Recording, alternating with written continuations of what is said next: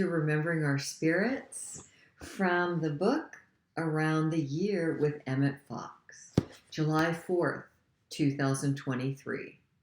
Your Own Place. If you say that you are unhappy, dissatisfied, perhaps ill or impoverished, a failure, this is simply another way of putting the fact that you are not allowing the will of God to have free play in your life.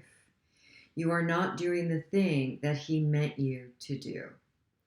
Discontent is not necessarily a bad thing. It is your duty to be discontented with anything less than complete harmony and happiness. A wholesome discontent with dullness, failure, and frustration is your incentive for overcoming such things. Whoever you are, your true place is calling. And because you are really a spark of the divine, you will never be content until you answer.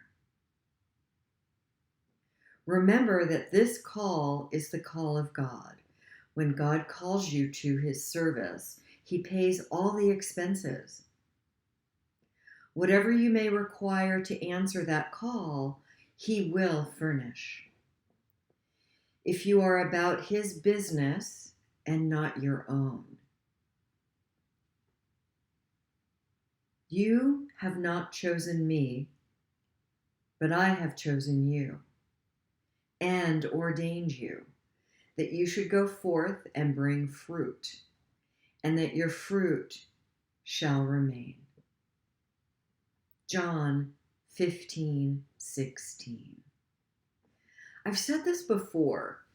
I do not believe that happiness is what I search for and what my goal is. I have no desire to feel happy 24/7. I think that if in fact anyone from my experience does that, they are looking to be really disappointed, because happiness is a feeling. It's a feeling rather than a state of mind. Peace of mind and gratitude of mind are states of mind. I look to have the state of mind of peace, and I look to practice the state of mind of gratitude. Happiness comes and goes like all other feelings. There are times when my life feels harmonious and I feel harmonious, and there are times when it doesn't at all.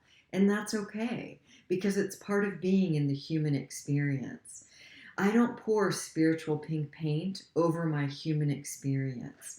I pick up spiritual tools and I practice being in conscious contact with God and being in alignment with the mind of God. Saying, your will, not mine, be done, that does not work for me. I choose to say, your will and my will are one. Does that mean I always want to show up and do the will that I experience as my divine adult's will? No, I don't. However, I choose to be in the practice of gratitude. I choose to be in the practice of staying in conscious contact with the mind of God. And I choose to be of service.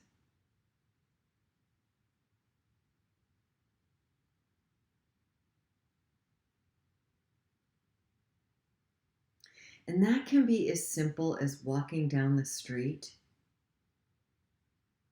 and seeing someone who looks really nice to me and telling them how nice they look today. It's simple. Acts of kindness. Acts of kindness. That's such a nice way to be of service. Use manners, please and thank you, and Simple. Doesn't mean it's always easy. Pick up some spiritual tools and practice them. Experience for yourself the peace of mind of living in the practice of gratitude